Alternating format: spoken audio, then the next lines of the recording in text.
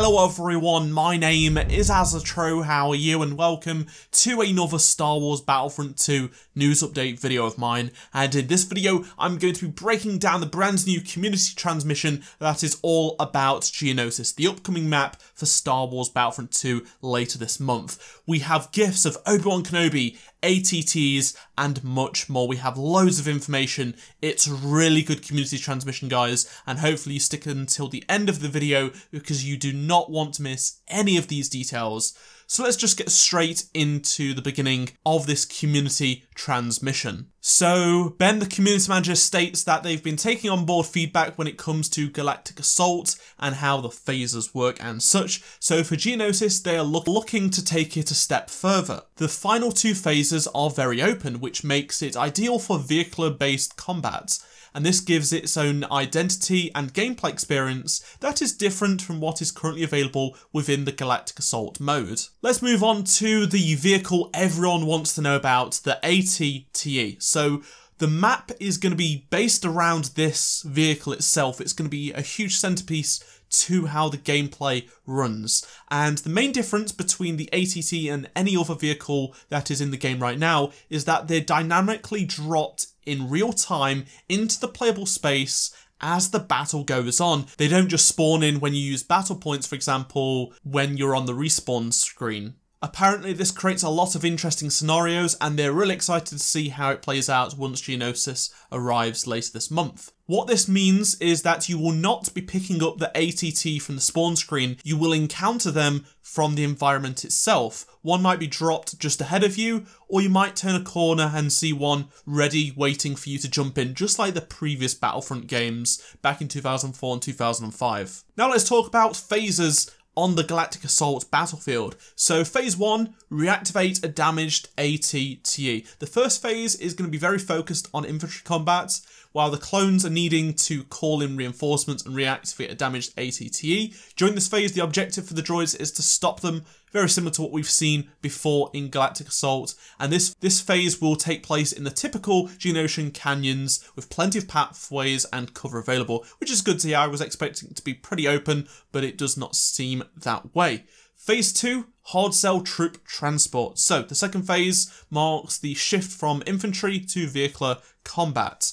With vehicles now coming into play, the tight canyons will give way to a vast open battlefield, meaning a changing tactics and gameplay will be required. The objective during this phase is to bring down or defend, depending on your team, 2 hard cell troop transports. Mechanically and gameplay wise, this objective is a mixture of the destroy objective, as seen on Crate with the generators, and walkers, the hard cell troop transport, and the static objects that the clones need to destroy before they run out of tickets. This is something familiar we've seen before. However, they need to be weakened before serious damage can be dealt to them. Similar to the walkers, this can be achieved by using the special ability of the AT-TE. This ties in with the overarching theme of Geonosis of the AT-TE. In phase 3, you need to secure the turbo lasers. So the third phase is an all-out attack by the clones. Their goal is to recapture some abandoned turbo lasers to take down the droid core ship. During this phase, the droids must do everything they can to defend the turbo lasers, or loss will be imminent. Gameplay wise, this is a capture point, but with a twist.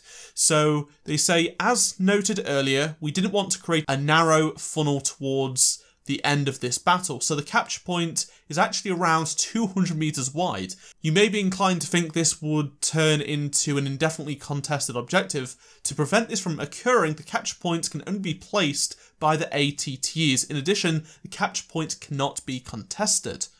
This creates a scenario where the clones know they have to escort the AT-TE into the area, and at the same time the droids can see those slow-moving giants approach from a distance and plan accordingly. The intent here is to create the feeling of a battle where the game is not won or lost by a single person sneaking in, taking an objective, rather the entire army moving forward and placing an objective together. Now that sounds awesome. Now let's move on to even more information about the AT-TE. So it states, with the difference in objectives coming into play, we had to change up the way reinforcements work. Usually one reinforcement equals one trooper, however, for the second and third phases, one reinforcement will equal one AT-TE. This means that dying as a clone trooper during these parts won't drain your team's tickets. A transition from trooper reinforcements to the AT-TE reinforcements happens between phase 1 and 2. However, the droids will have missile launchers very similar to what we've seen in the previous game with other Walker phases, in a slightly different way. There will be more of these available, but the range will be much longer than normal, and the lock-on time is very, very short. In addition, the droids won't be marked while holding the launcher for the other team. However, they won't make the AT-TE weakened, they just deal damage, which is very interesting. This is really different, and I did not expect so much mechanical change. Also, there is going to be a sandstorm on Geonosis, so fighting through a dense sandstorm is one of the most iconic scenes from Geonosis and something they really wanted to recreate. The sandstorm will only occur during the transition from phase 2 to 3 when the final hard cell troop transport has been destroyed. While fighting through the sandstorm, visibility will be heavily reduced, and even though you're fighting completely open area, you'll feel like it's really close range gameplay. Running through the storm with a blaster bolts flying everywhere is a great experience and definitely something which adds to the unique gameplay that Geonosis will offer. I'm so glad they've managed to achieve this. It's such an iconic thing. Whenever I think about Geonosis, I think when there is that sandstorm, when the clones are fighting really close to the droids. There is also going to be homing spider droids on the map. It does not say if they're going to be playable. It's really vague, but there is an image of them which looks fantastic. It states, as the clones have to fight towards the turbo lasers, they will have to clear out quite a few homing spider droids. So it could be AI that we've got to take out. It's not like they're just going to be around the map and you can't destroy them. You have to take them out because they will deal significant damage to troopers and AT-TEs. And now let's talk about and see Obi-Wan Kenobi. So here we go. This is a gif of Obi-Wan in his idle animation, wielding a green lightsaber, which Ben notes it is a blue lightsaber. This is from early in development. They've hidden out his abilities, so we can't tell what his abilities are just yet. But also, here is an image of his Jedi robes appearance, which looks awesome. I can't wait to use both his unrobed version and his robed version. Obi-Wan's a favourite character of mine, so I really can't wait to use him in Battlefront 2. So that's going to do it from me. This is everything we know about Geonosis. We'll be getting more community transmissions over the coming weeks discussing Obi-Wan Kenobi and all of the new vehicles, including the new speeders. They'll be out before the update does drop on the 28th of November. If you learned something new, be sure to let me know in the comment section below and give me your thoughts on everything I've discussed in this video. Drop a like if you enjoyed it, subscribe if you're new around here, and check out any of the 2 previous videos on screen if you did miss them, and I shall see you all in my next Star Wars Battlefront 2 video. Goodbye.